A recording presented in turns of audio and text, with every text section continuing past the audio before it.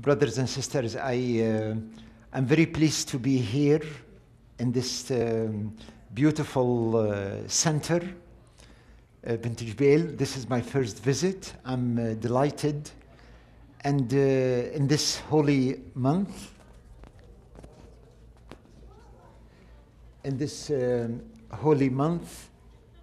these blessed nights, and I actually had a lot of pleasure listening to Sayyid Saleh's beautiful speech, very much enriched with verses from the Qur'an, which gives it a totally different flavor.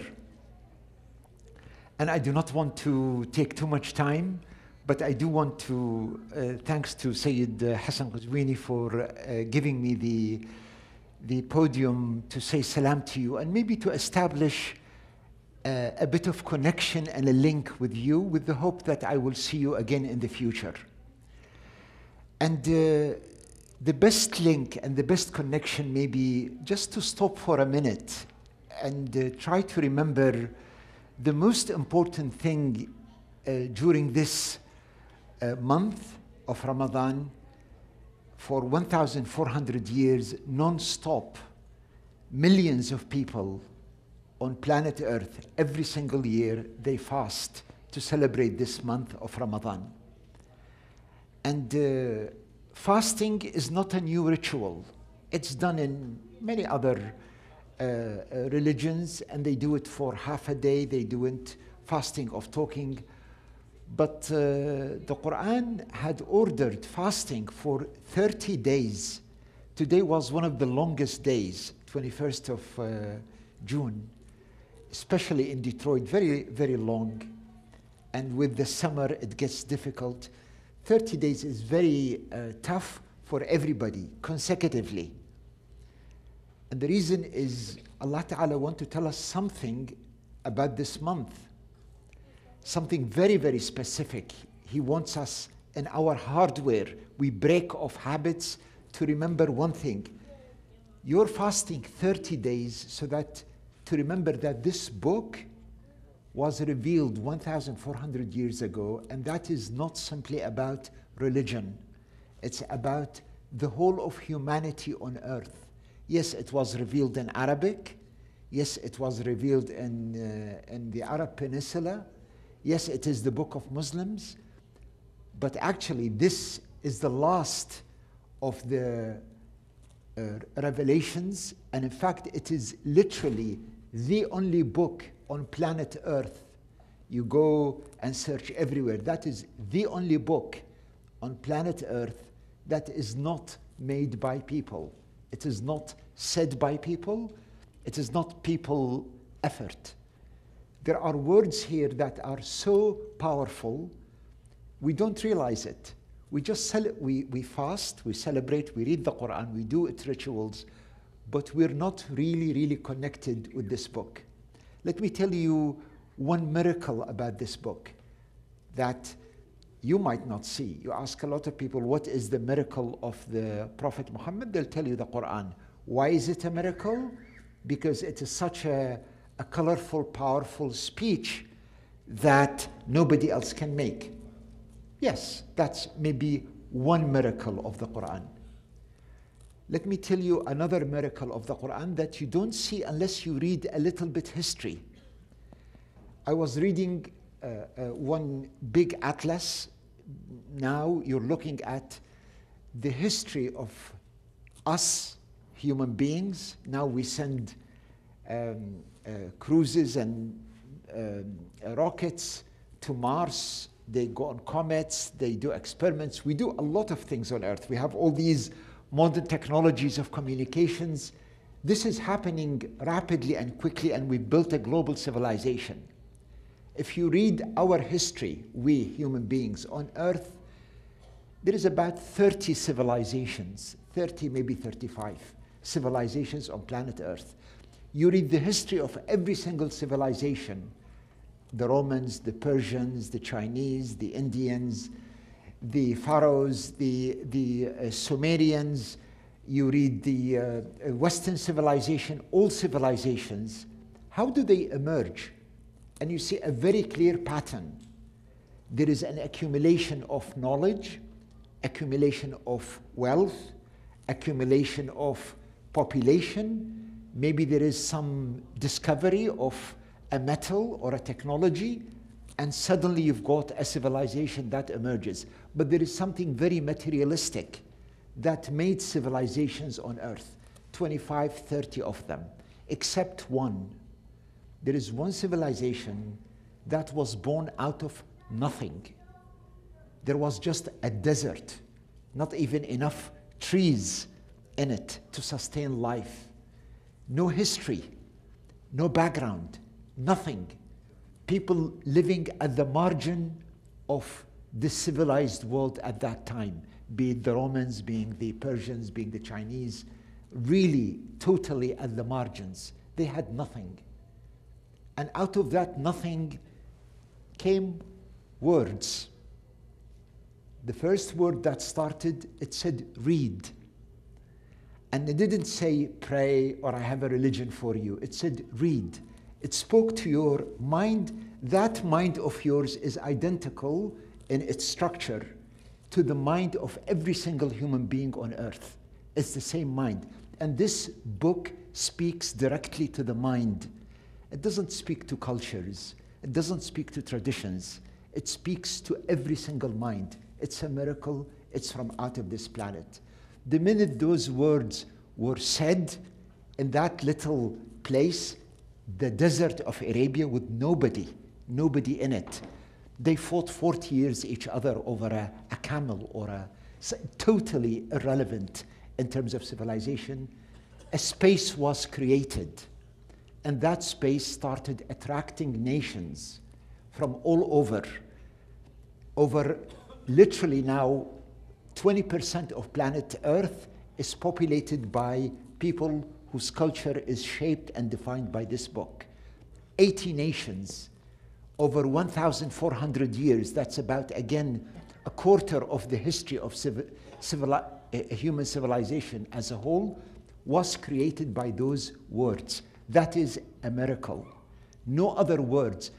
Somebody said, look, communism created the Eastern Bloc, the Soviet Empire. Well, before communism created the Soviet Empire, there was an empire called Russia, and Russia existed. And there was all ideologies came and they built on something that was before them, except there was nothing in Arabia. And those words created a civilization that encompassed so much. They are so powerful words. Up until now, our relationship with this book is based on rituals. We read the Qur'an. We make khatim in the Qur'an during Ramadan. We do it when there is Fatiha, somebody dies. We kiss the Qur'an. We use the Qur'an to bless us before we travel. But the most important thing, those words came to align your mind and your thoughts because you need it. Look, if you want to build a one-story building, a little hut, you don't need a foundation. You can just build a little tent or a hut. But if you want to build a 50-story building, you need a rock foundation.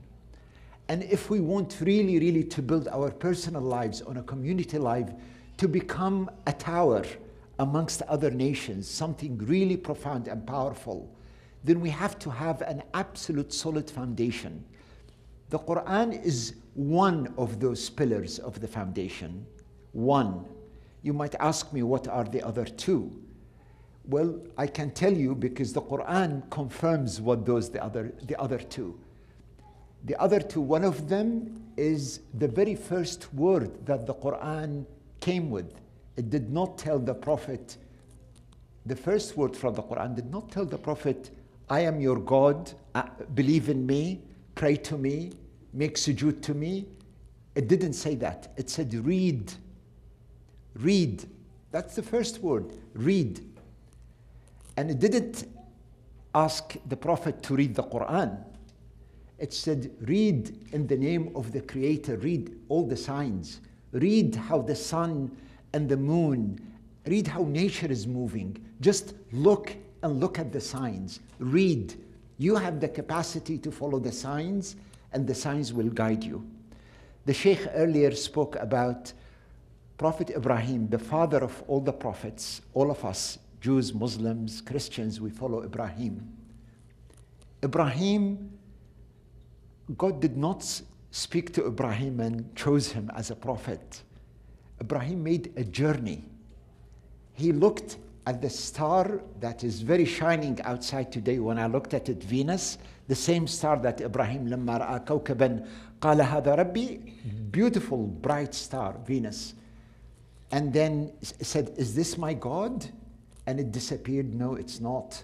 And looked at the moon, and the crescent is bright tonight. You can look at it, the same crescent exactly that Ibrahim looked at. Go and look at it outside, because Ibrahim's journey to Allah was through these signs. And it said, no, that's not. Look at the sun as it emerged and its sunset and it disappeared. This is not. And then Ibrahim realized through that journey of discovery what God is. And this is how Ibrahim's mind connected to God. These are the journey of the true believers, not just rituals blindly done. The Qur'an has the capacity to elevate us on multiple levels, especially the young ones, for a simple reason. Science tells us now, because they do this something called the MRI, where you can look exactly at how your brain is forming. You know, there are about 80 to 100 billion neuron cells in your brain. They wire as you think, as you learn a language, as you do mathematical equations. Your brain is being wired, and the words of the Qur'an has the capacity to shape your thoughts so that the way you look to this whole universe, to yourself, to what you do in life, is defined by a very clear framework. So when you think within a Quranic framework. And that way you'll be elevated. I do not want to prolong my talk, because these are holy nights. I'll be delighted to spend more time with you on the Quran, but maybe one aspect, because one or two aspects, let's say, if I can take another few minutes, سمحت السيد, if you allow us. Two important aspects. One,